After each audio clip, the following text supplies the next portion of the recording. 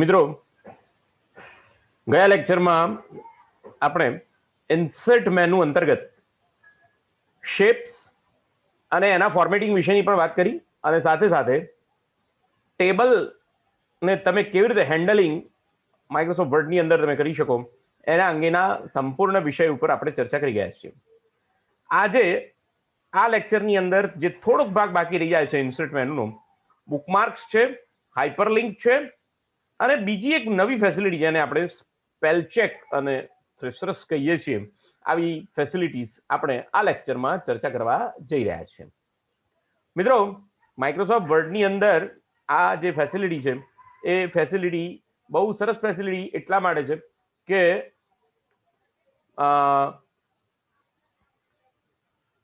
જ્યારે તમે કોઈ એક એવી બુક વાંચતા હો કે જેની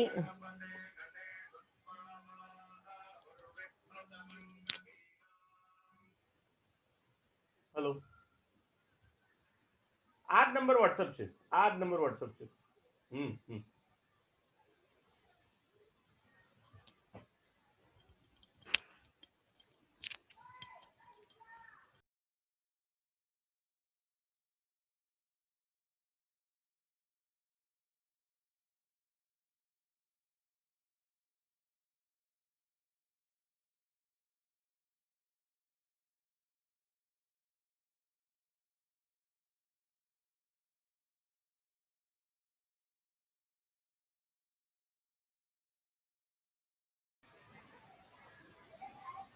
મિત્રો, તમે અહીંયા જોઈ શકો છો તે પ્રમાણે અહીંયા આ જે ડોક્યુમેન્ટ હું અહીંયા જે ઓપન કરું છું માય લર્નિંગનું, એની અંદર એમ સમજીએ કે જુઓ અહીંયા તમે જોઈ શકો છો કે ટોટલ 535 પેજ છે.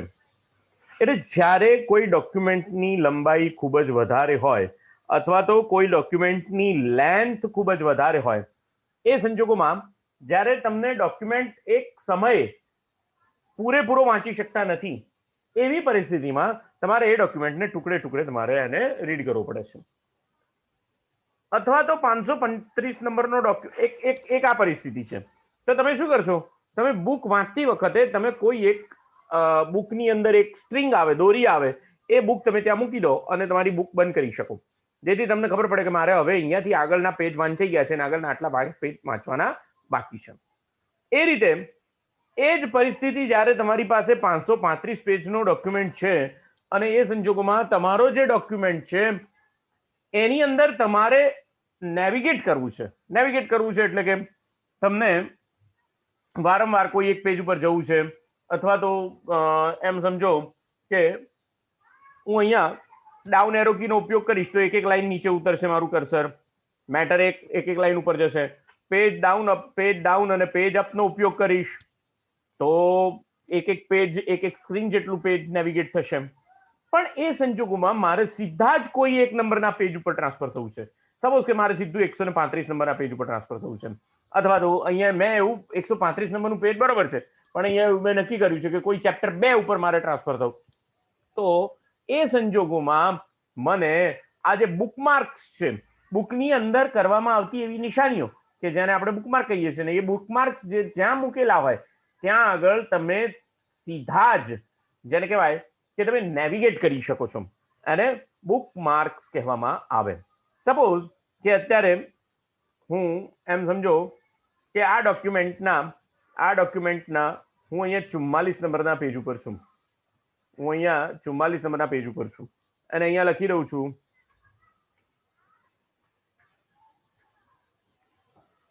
ચેપ્ટર 2. આ મારું ચેપ્ટર 2 છે.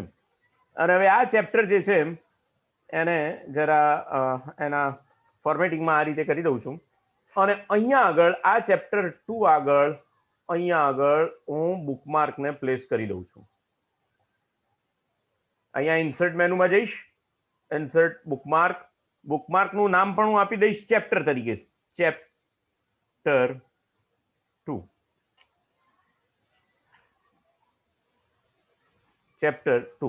મારું બુકમાર્કનું નામ થઈ ગયું. અહીંયા હું એડ આપી દઈશ એટલે હવે મારું જે છે આ બુકમાર્ક થઈ ગયું. હું હવે મારા ડોક્યુમેન્ટના 535 નંબરના પેજ ઉપર પણ જઈ હોઈશ તો એ વખતે મારે જે તે બુકમાર્ક ઉપર ટ્રાન્સફર થવું હોય તો તો એ બુકમાર્ક ઉપર કંટ્રોલ જી એટલે ગો ટુ, અને ગો ટુ ની અંદર બુકમાર્ક, તો બુકમાર્ક ની અંદર ચેપ્ટર 2 આપેલું છે, અહીંયા ગો ટુ પર ક્લિક કરો એટલે તમે સીધા જ જે તે ચેપ્ટર ઉપર, જે તે પેજ ઉપર ટ્રાન્સફર થઈ જશો. અહીંયા સપોઝ કે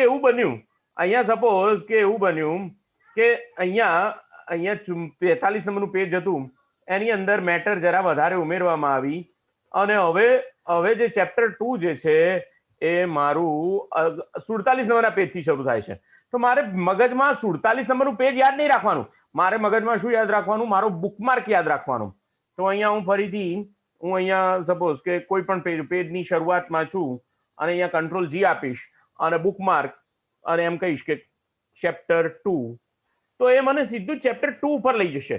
એટલે ગો ટુ થી તમે જે તે પેજ ઉપર તો જઈ શકો છો, પણ જ્યારે મેટર તમારી કન્ટેન્ટ જે છે એ વધતા ઓછા પ્રમાણમાં તમે નવી ઉમેરતા હોય, એડિટિંગ ચાલતું હોય, એ વખતે સીધા જ તમારે કોઈ પણ બુકમાર્ક ઉપર, કોઈ પણ લોકેશન ઉપર સીધા જ ટ્રાન્સફર થવું હોય તો તમને આ જે બુકમાર્ક નામનો જે ઓપ્શન છે તે ખૂબ જ સરળતાથી એ કામ કરવામાં મદદરૂપ બને છે. તો અહીંયા તમે બુકમાર્ક એડ કરાવી શકો. ફરીથી આપણે બીજું એક એક્ઝામ્પલ લઈએ. અહીંયા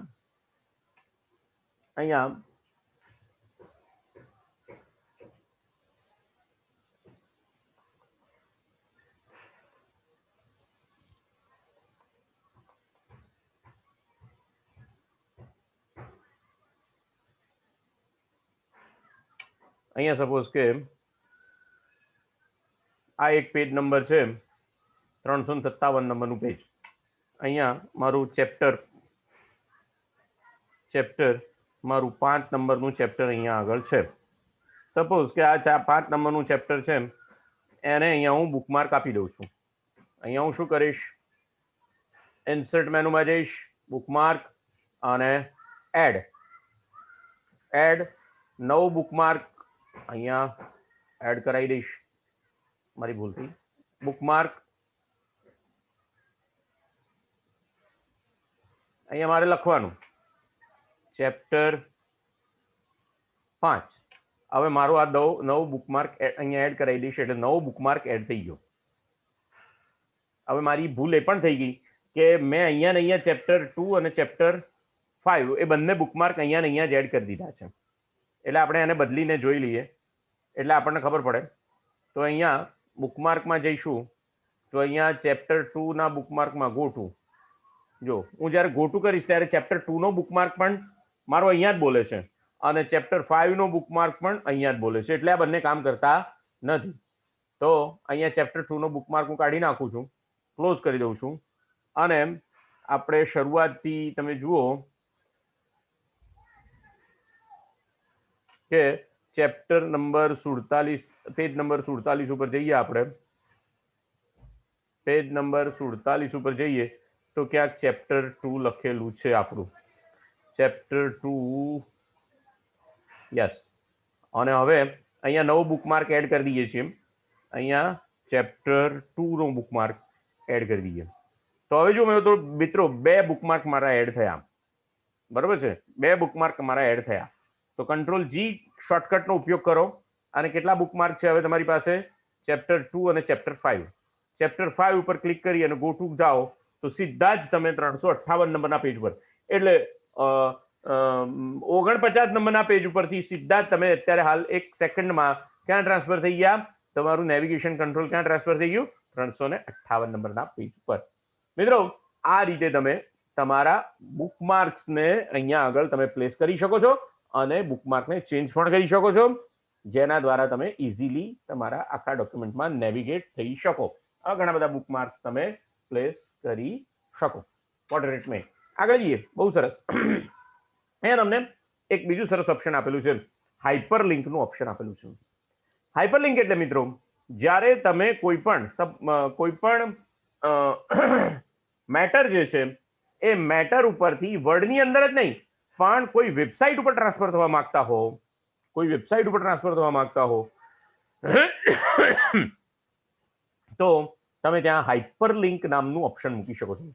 સપોઝ કે સૌથી પહેલું તમારે જે કામ કરવું પડે તે તમારે સપોઝ અહીંયા આગળ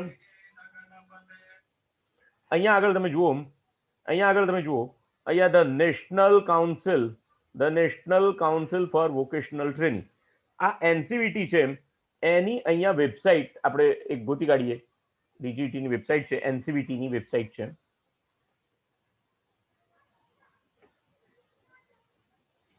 તો વેબસાઇટનું નામ છે www.ncvtmis.gov.in.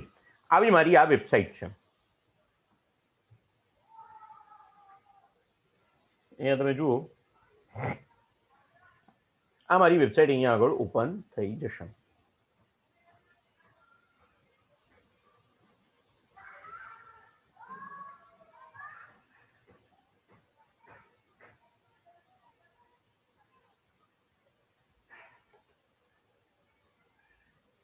Got it?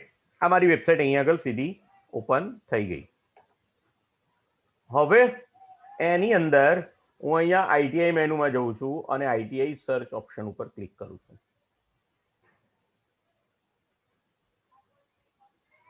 અને અહીંયા આગળ મારી આઈટીઆઈ નું નામ લખી દઉં અથવા કોડ લખી દઉં છું. આપણી આઈટીઆઈ નો કોડ છે 24,000 PU 24,000 PU 24,517 અને અહીંયા સર્ચ કરાવી દઉં છું. હવે સર્ચ કરાવીશું એટલે આપણી આઈટીઆઈ ની બધી વિગતો તમને ત્યાં આગળ દેખાશે. જીઆઈએ આઈટીઆઈ પ્રાંતિજની તમામ વિગતો દેખાશે. હવે હું આ જે લિંક જે છે એને કોપી કરી લઉં છું, આ લિંકને કોપી કરી લઉં છું. બરોબર, ધ્યાન આપજો મિત્રો. અને હું હવે આ પેજને બંધ કરી દઉં છું. બરોબર, ધ્યાન આપજો. અને હું વર્ડમાં જતો રહું છું. The national council four vocational training, અને અહીંયા આગળ લખી દઉં છું જીઆઈએ આઈટીઆઈ પ્રાંતિજ. બરોબર છે. હવે તમે જુઓ અહીંયા આગળ આ જીઆઈએ પ્રાંતિજ છે, ત્યાં હું મારું માઉસ લઈ જઉં તો અત્યારે મારું માઉસ કોઈ બીજું એનું કર્સર જે છે એનો શેપ બદલાતો નથી. પણ હવે અહીંયા હું હાઇપરલિંક ઇન્સર્ટ કરું છું. અને હાઇપરલિંકની અંદર એમ કહું છું કે અહીંયા existing file or the web page, અને અહીંયા આગળ એડ્રેસની અંદર કંટ્રોલ V કરી દઉં છું. એટલે મારું તરત ને તરત અહીંયા આગળ જીઆઈએ પ્રાંતિજ ટેક્સ્ટ ડિસ્પ્લે, અને ત્યાંથી એડ્રેસ, અને હું અહીંયા ઓકે આપી દઉં છું. સ્ક્રીન ટીપ પણ આ જ દેખાશે મને. સ્ક્રીન ટીપ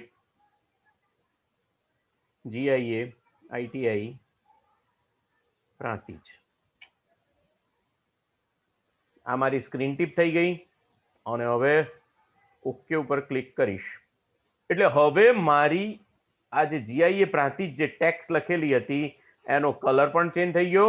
અને હવે હું મારું કર્સર ત્યાં લઈ જઈશ એટલે મારા કર્સરનો જે શેપ છે એ ત્યાં આગળ ચેન્જ થઈ જશે. મારા કર્સરનો શેપ ચેન્જ થઈ ગયો તો ત્યાં આગળ શું આવી ગયું? મારું કર્સર હેન્ડ પિક ટૂલ વાળું આવ્યું. અને હવે હું અહીંયા ક્લિક કરીશ તો મને વેબ બ્રાઉઝર ઓપન કરી આપશે. અને વેબ બ્રાઉઝરની અંદર જે મારું પેજ હતું, મારી આઈટીઆઈ નું જે પેજ હતું એ સીધું મને ત્યાં આગળ ડિસ્પ્લે કરીને બતાવશે. અહીંયા તમે જુઓ ગૂગલ ક્રોમ ઓપન થાય છે, અને આ ગૂગલ ક્રોમની અંદર જે જીઆઈએ પ્રાંતિજની વિગત હતી તે સીધી જ ડિસ્પ્લે થાય છે. આ જ રીતે મિત્રો કોઈ પણ વેબસાઇટની લિંક તમે તમારા વર્ડના ડોક્યુમેન્ટની અંદર ઇન્સર્ટ કરી શકો છો. એ જ રીતે તમે તમારા કોઈ પણ બીજા વર્ડના ડોક્યુમેન્ટને પણ તમે લિંકઅપમાં લાવી શકો છો. ઉદાહરણ તરીકે હું તમને એક્સપ્લેન કરીને બતાવું. હું અહીંયા આગળ એક્સપ્લેન કરીને બતાવું. ધ નેશનલ કાઉન્સિલ, આ મેં શબ્દ સિલેક્ટ કર્યો. અહીંયા હું હાઇપરલિંક આપીશ અને એ હાઇપરલિંકમાં એમ કહીશ કે ભાઈ ના,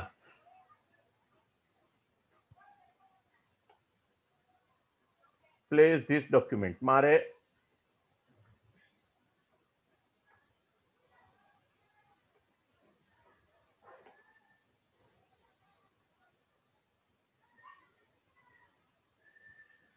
સપોઝ કે પ્રાંતિજ આઈટીઆઈ નો આ ડોક્યુમેન્ટ સિલેક્ટ કરી દેવો છે.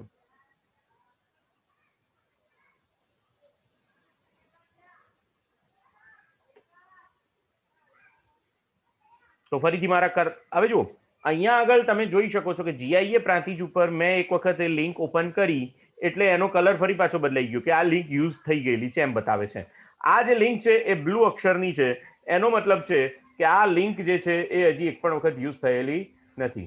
હું મારું કર્સર ત્યાં લઈ જઈશ એટલે તરત જ મારા કર્સરનો શેપ બદલાઈ જશે અને હું ક્લિક કરીશ એટલે એક્સેલની ફાઇલ ઓપન થશે અને એ એક્સેલની ફાઇલની અંદર જે કન્ટેન્ટ છે એ મને શો કરીને બતાવશે. એટલે વર્ડની કોઈ પણ ફાઇલ, એક્સેલની કોઈ પણ ફાઇલ અથવા તો પીડીએફ ફાઇલ અથવા તો એક ઓનલાઈન વેબ પેજ અથવા તો તમે બીજા કોઈ ડોક્યુમેન્ટની લિંક, આ બધી જ વસ્તુઓ તમે હાઇપરલિંકની અંદર પ્લેસ કરી શકો છો. એક્સેલ ખુલી ગયું અને એક્સેલ ખુલ્યા પછી એક્સેલની શીટ ખુલી ગઈ અને એક્સેલની શીટની અંદર જે ડેટા હતો તે આની અંદર બતાવવાનું એણે બતાવ્યો તમને.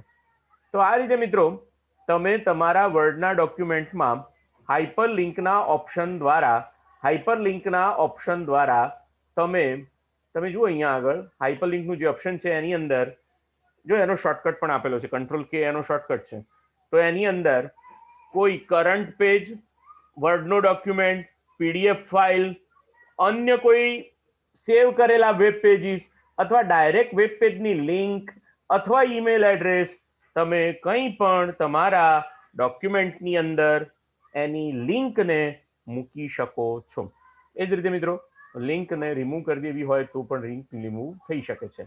સપોઝ કે મેં આને સિલેક્ટ કર્યું અને હવે બુકમાર્કમાં જઈશ અને આ લિંક મને બતાવે છે એ રિમૂવ લિંક આપી દઈશ એટલે મારી લિંક ત્યાંથી ડિસ્કનેક્ટ થઈ ગઈ. હવે હું મારું કર્સર અહીંયા લઈ જઈશ છતાં પણ કોઈ પણ પ્રકારનું કર્સર બદલાશે નહીં અને મારી લિંક મને કોઈ આગળ બતાવશે નહીં. તો આ જે છે તે હાઇપરલિંકની મેં તમારી સાથે મિત્રો વાત કરી.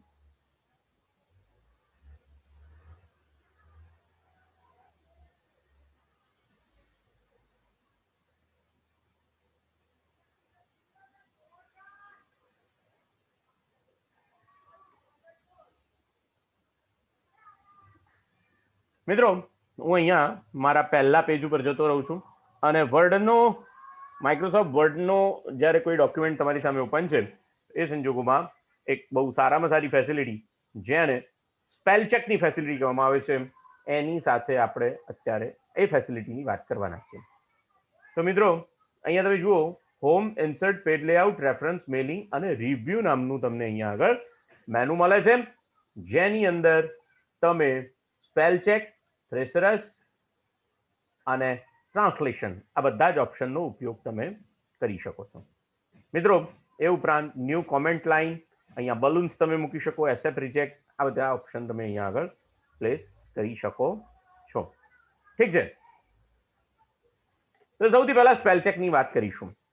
મિત્રો તમારો કોઈ પણ ડોક્યુમેન્ટ હશે એની અંદર અત્યાર સુધી આપણે જોઈ ગયા કે એ ડોક્યુમેન્ટની અંદર જે શબ્દની નીચે સામાન્ય રીતે લાલ કલરની અંડરલાઈન દોરેલી હોય એટલે કે આ ઝિગઝેગ અંડરલાઈન છે, આવી પતલી અંડરલાઈન દોરેલી હોય એનો મતલબ એમ છે કે માઇક્રોસોફ્ટ વર્ડને આ શબ્દની અંદર ભૂલ લાગે છે. માઇક્રોસોફ્ટ વર્ડને આ શબ્દમાં ભૂલ લાગે છે અને વર્ડને ભૂલ લાગે એટલે હોય જ ભૂલ, એમાં કંઈ શંકા કરવાની વાત નથી.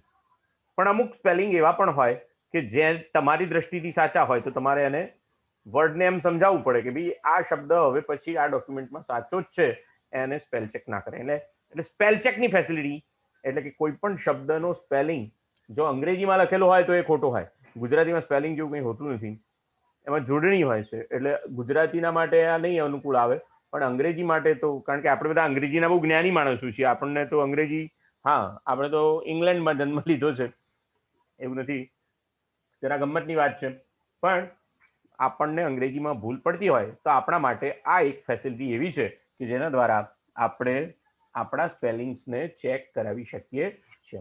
તો મિત્રો અહીંયાથી ક્લિક કરો એટલે તરત જ તમને આવી એક વિન્ડો જોવા મળશે કે જેની અંદર તમારો આ જે શબ્દ છે કે જે વર્ડને ખોટો લાગે છે એ શબ્દ લાલ અક્ષરથી બતાવશે, કયા પેરેગ્રાફમાં છે બતાવશે. અહીંયા એ તમને સજેશન્સ આપશે. જો મિત્રો, બે વસ્તુઓ છે, સજેશન્સ આપે છે, સાથે સાથે અહીંયા તમને ત્રણ બટન અને ત્રણ બટનના બે ગ્રુપ્સ આપેલા છે. એક ignore once, ignore all, add to dictionary. Ignore once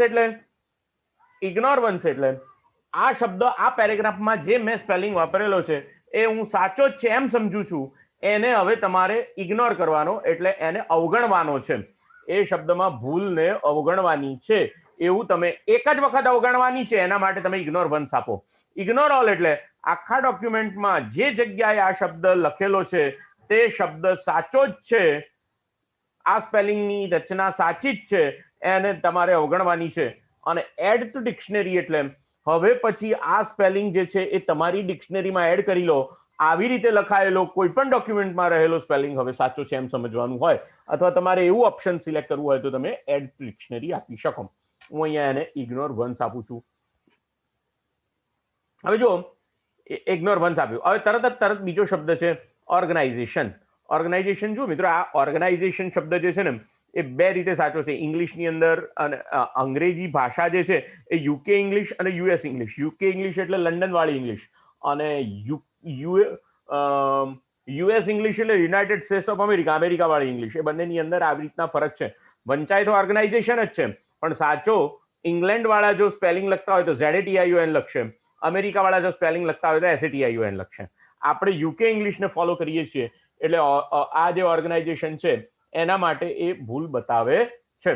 આ શબ્દને મારે દરેક વખતે કાં તો ઇગ્નોરન્સમાં લેવો પડે અને કાં તો મારે એને અહીંયા આગળ એડ ટુ ડિક્શનરી કરીને આપવું પડે. પણ હું એવું કરવા માંગુ છું કે બધી જ જગ્યાએ જ્યાં જ્યાં SATION છે એની જગ્યાએ ZATION કરી દેવું હોય તો એને કાં તો એક વખત ચેન્જ કરવું છે તો ચેન્જ આપો, ચેન્જ ઓલ આપશો તો બધી જ જગ્યાએ ચેન્જ થઈ જશે, અને કરેક્ટ ઓલ આપશો તો તમને વારે વારે પૂછશે પણ નહીં ને ઓટો કરેક્ટ કરી નાખશે. તો આટલા ઓપ્શન તમને અહીંયા આગળ આપેલા છે. ડિક્શનરી લેંગ્વેજનું હું તમને જે વાત કરતો હતો, યુકે ઇંગ્લિશ, યુએસ ઇંગ્લિશ, અહીંયા યુએસ ઇંગ્લિશ છે, અને આપણે જો અહીંયા આગળ ફ્રેન્ચ ને ઇંગ્લિશ જે છે અને અહીંયા તમે જુઓ ઇન્ડિયન ઇંગ્લિશ. તો જુઓ ઇન્ડિયન ઇંગ્લિશ જે છે એ યુકે ઇંગ્લિશને ફોલો કરે છે, એટલે હવે ઓર્ગેનાઇઝેશનની ભૂલ એને કાઢી નાખી. બરોબર સમજ્યા તમે? અહીંયા આગળ યુનાઇટેડ કિંગડમ, યુનાઇટેડ કિંગડમની જો યુકે ઇંગ્લિશ માટે જો તમે વાત કરતા હો તો આ રીતે એનો સ્પેલિંગ એને ઇગ્નોર, હવે આપણે એને ઇગ્નોર ઓલ આપી દે. લેબર શબ્દ સાચો જ છે એટલા માટે ઇગ્નોર ઓલ આપી દઈએ છીએ, અથવા તો એડ ટુ ડિક્શનરી. આ શબ્દને એને એક વખત ડિક્શનરીમાં એડ કરી નાખતો. ક્રોર, CRORE. તો CRORE માટે એને તમને કયા કયા સજેશન આવ્યા? CORE, કોર, કોર એટલે ભેગું એવો શબ્દ થાય અર્થ. કોરર, CHORE, ક્રોન, સરાઇન, આ બધા શબ્દો એને આપ્યા. પણ મને એમ લાગે છે કે મારો આ શબ્દ સાચો છે તો હું મારી ડિક્શનરીમાં ક્રોડ શબ્દને એડ કરાવી દઈશ. તો અહીંયા જો તમે જુઓ, બીજી એક વસ્તુ તમને અહીંયા બતાવવા માંગીશ. ક્રોર અહીંયા પણ ખોટો સ્પેલિંગ બતાવે છે, અહીંયા પણ ખોટો બતાવે છે, અહીંયા પણ. એક વખત હું મારી ડિક્શનરીમાં એડ કરાવી દઈશ આ શબ્દ, ક્રોર શબ્દ સાચો જ છે એમ એડ કરાવી દઈશ, તો હવે પછી ક્રોરની કોઈ જગ્યાએ મને ભૂલ બતાવશે નહીં. હવે જુઓ, બીડી, અહીંયા શબ્દ શું છે? બીડી વર્કર્સ. બીડી વર્કર્સ એટલે પેલા જે બીડી બનાવતા હોય એ કારીગરો. તો એના માટે હવે બીડી શબ્દ છે જે એ મૂળભૂત રીતે ભારતીય ભાષાનો, ગુજરાતીનો અથવા હિન્દીનો શબ્દ છે, પણ એ શબ્દ ઇંગ્લિશની ડિક્શનરીમાં ના હોય, એટલે મારે કાં તો એડ કરાવવો પડે કાં તો એને ઇગ્નોર કરાવવો પડે. તો હું એને અહીંયા ઇગ્નોર ઓલ આપી દઈશ, તો કોઈ જગ્યાએ હવે મને પૂછશે નહીં. હવે જો ORGANIZED, ORGANIZED, તો અહીંયા હું એને એમ કહી દઈશ કે ચેન્જ ઓલ. ચેન્જ ઓલ આપીશ એટલે બધી જ જગ્યાએ જ્યાં જ્યાં ઓર્ગેનાઇઝ શબ્દ છે ત્યાં ત્યાં મને ભૂલ સુધારી દેશે. ચેન્જ ઓલ, ઓર્ગેનાઇઝેશન આપમેળે સુધારશે. બીજો શબ્દ અહીંયા પ્રોગ્રામર શબ્દ છે, PROGRAMMERS, પ્રોગ્રામર્સ. તો પ્રોગ્રામર્સ લખવું હોય તો આ રીતે એપોસ્ટ્રોફી એસ કરવો પડે. તો હું અહીંયા એને ચેન્જ ઓલ આપી દઈશ અથવા તો ઓટો કરેક્ટ આપી દઈશ. તો અહીંયા જુઓ, એને બધા જે કંઈ પણ સ્પેલિંગ્સ હતા એને બધાને એને ઓટો કરેક્ટ કરી નાખ્યા. હવે જો અહીંયા શું છે, આની અંદર હવે આના માટે આના માટે તમને જો sh.લક્ષ્મી એટલે ખરેખર શું લખવું પડે? ખરેખર એ શબ્દ શું કહેવા માંગે છે? શ્રી લક્ષ્મી નારાયણ, શ્રી લક્ષ્મી નારાયણ ડેપ્યુટી સેક્રેટરી એવું કહેવા માંગે છે. તો હવે અહીંયા શું કરવું પડે? ફક્ત ને ફક્ત તમારે અહીંયા આગળ તમારી સ્પેસ જે છે ક્યાં ગયું?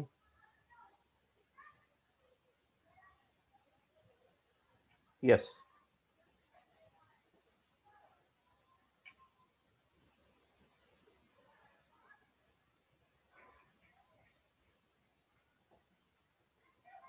શ્રી અને લક્ષ્મીનારાયણ વચ્ચે તમે સ્પેસ છોડી દો એટલે ત્યાં આગળ ભૂલ બતાવશે નહીં અને ચેન્જ આપી દો. તો હવે શ્રી લક્ષ્મીનારાયણ વચ્ચે હવે તમને કોઈ ભૂલ બતાવશે નહીં. બીજું અહીંયા જો હવે શ્રી લક્ષ્મીનારાયણ, હવે લક્ષ્મી શબ્દ માટે એને અંગ્રેજીમાં કોઈ શબ્દ મળતો નથી એટલે આપણે આ શબ્દને એડ કરાવી દઈએ છીએ. એ રીતે બીજો શબ્દ અહીંયા આગળ તમને બતાવે છે તે નારાયણ. નારાયણ શબ્દને પણ આપણે એડ કરાવી દઈએ. બરોબર. તો હવે આ DPOT આ શબ્દ તો ઇગ્નોર કરવો પડે કારણ કે બરોબર જ લખાયેલો છે, તો આ શબ્દને ઇગ્નોર કર્યો.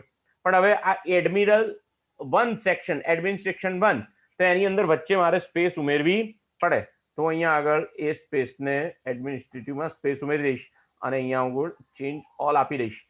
તો આ રીતે. અચ્છા, આમાં શું પ્રોબ્લેમ છે? આની અંદર ગ્રામરનો પ્રોબ્લેમ છે. જો મિત્રો હવે આ શબ્દ જે છે અહીંયા તમે જોઈ શકો છો ગ્રીન કલરથી બતાવે છે. કેમ ગ્રામરનો પ્રોબ્લેમ છે? તો CLC કૌંસમાં C લખેલો છે, એમાં જે જગ્યા છૂટેલી છે એ છોડવી જોઈએ નહીં. તો તમારે એ જગ્યા કાઢી નાખવી જોઈએ અને એને ચેન્જ આપી દો એટલે હવે એ જગ્યા એને કાઢી નાખી. અચ્છા, એટલે ગ્રીન કલરથી બતાવે એ ગ્રામર એરર છે. અચ્છા, જો શ્રી લક્ષ્મી નારાયણ હવે અહીંયા ફરીથી આવ્યું, એને આપણે ચેન્જ અને એને ચેન્જ ઓલ આપી દઈશું, ઓકે આપી દઈશું.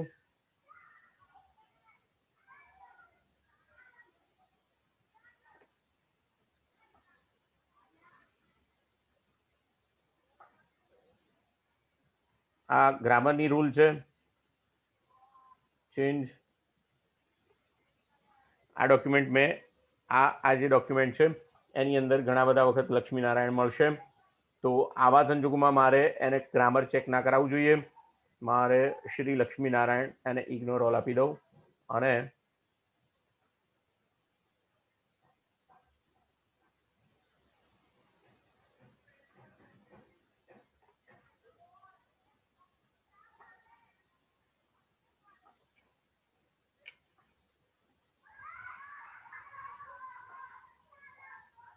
તો આ રીતે ગ્રામર જે છે અને જે તમારા ડોક્યુમેન્ટની અંદર જે કંઈ પણ સ્પેલિંગની જે કંઈ પણ મિસ્ટેક્સ હશે તે તમામ માઇક્રોસોફ્ટ વર્ડ પોતે સુધારી દેશે.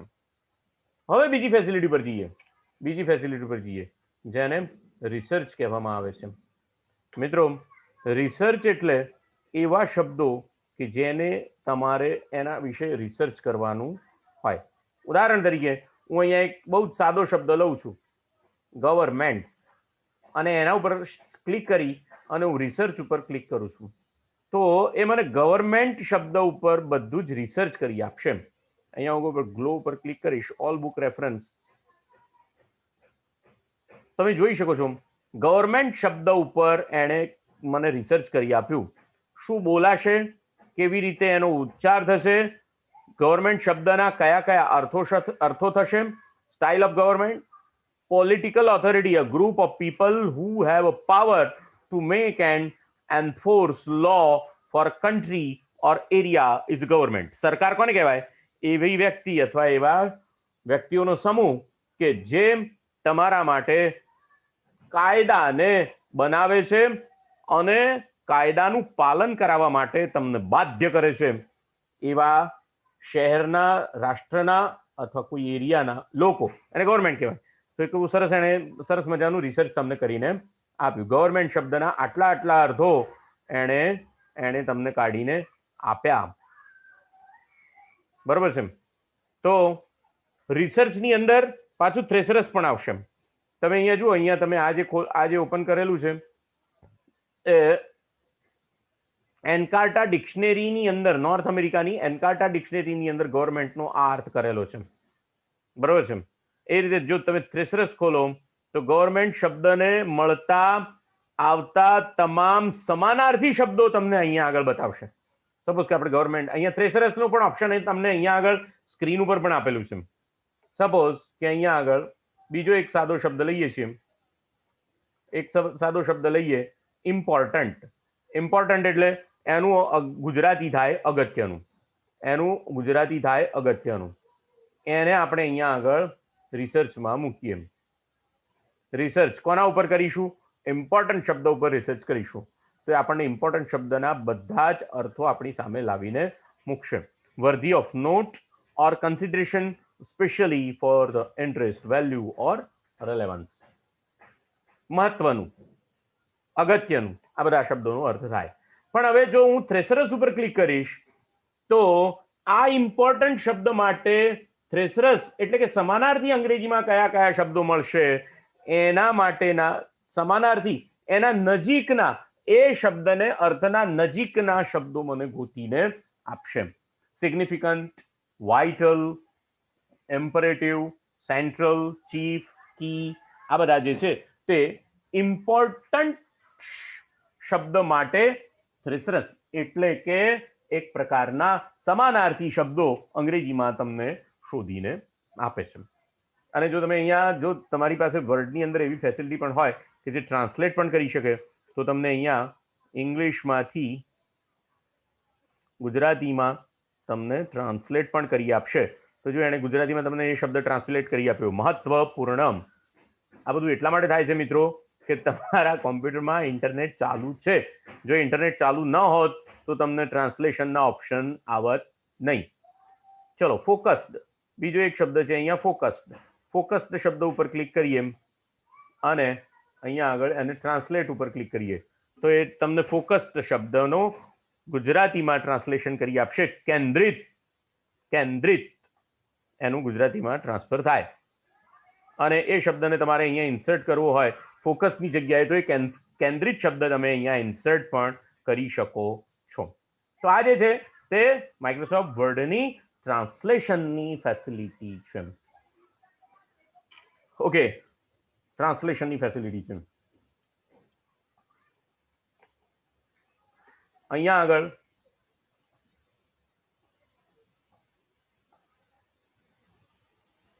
વર્ડ કાઉન્ટ એટલે આખા ડોક્યુમેન્ટની અંદર કેટલા પેજ છે? 538 પેજ છે. વર્ડની સંખ્યા કેટલા શબ્દો છે? 4,30,180. કેરેક્ટર્સ કેટલા છે? તો 24,973 શબ્દો છે. સ્પેસ સાથેના અક્ષરો 28,27,000. પેરેગ્રાફ 4,597 પેરેગ્રાફ છે અને 30,415 લાઈન છે. મિત્રો, મારી પાસે એક ડોક્યુમેન્ટને જરા મારે મોટો બનાવવો હતો એટલે મેં અહીંયા આગળ આ ડોક્યુમેન્ટના કોપી પેસ્ટ કર્યું છે. બીજું કંઈ છે નહીં, એકની એક મેટર છે. જોઈએ. ઓકે, બીજું એક અહીંયા હું તમને ઓપ્શન બતાવવા જઈ રહ્યો છું. કોમેન્ટ લાઈનનું ઓપ્શન તમને અહીંયા આગળ બતાવીએ. સપોઝ કે અહીંયા એનસીવીટી લખેલું છે, એના ઉપર તમે ક્લિક કરો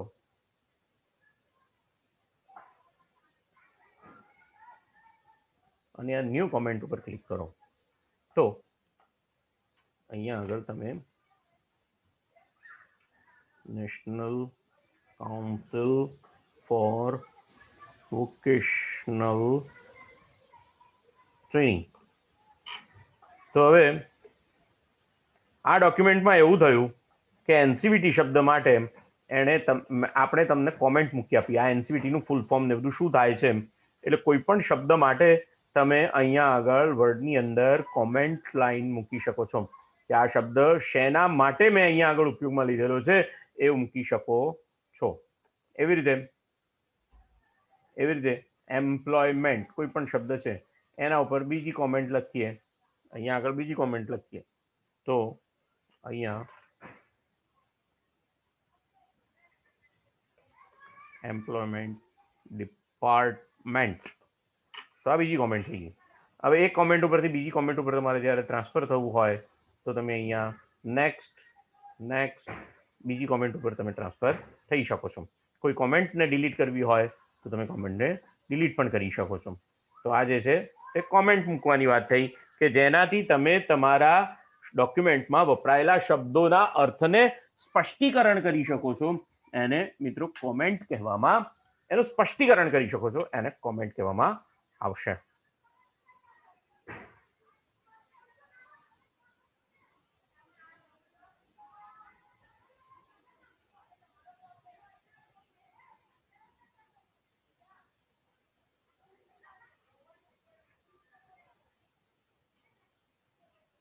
બીજી જે ફેસિલિટી છે મિત્રો, અહીંયા તમને તમારા ડોક્યુમેન્ટને પ્રોટેક્ટ કરવાની ફેસિલિટી આપે છે. Restrict formatting and editing. તમે તમારા ડોક્યુમેન્ટને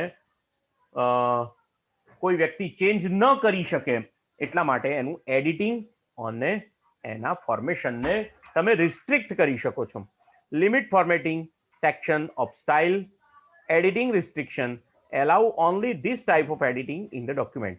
તમે કેટલા પ્રકારના એડિટિંગ તમે આની અંદર ટ્રાન્સફર કરી શકો છો એનો પણ અહીંયા ઉલ્લેખ કરવામાં આવેલો છે.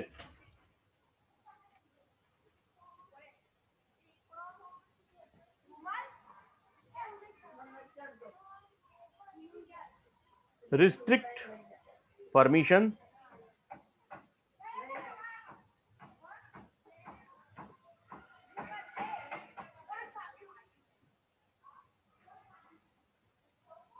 Limit formatting to a section of style.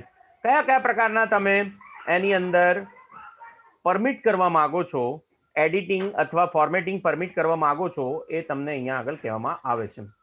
તમે બધા જ તમે પરમિટ કરવા માંગતા હો તો એનો મતલબ એવો થયો કે તમારું ડોક્યુમેન્ટ બધા લોકો બધા જ પ્રકારે એડિટ કરી શકશે. પણ અહીંયા બધા જ આપણે નથી કરતા. લિમિટ ફોર્મેટિંગ એની અંદરથી કોઈ ઓપ્શન તમે સિલેક્ટ કરી શકો છો. Recommended minimum.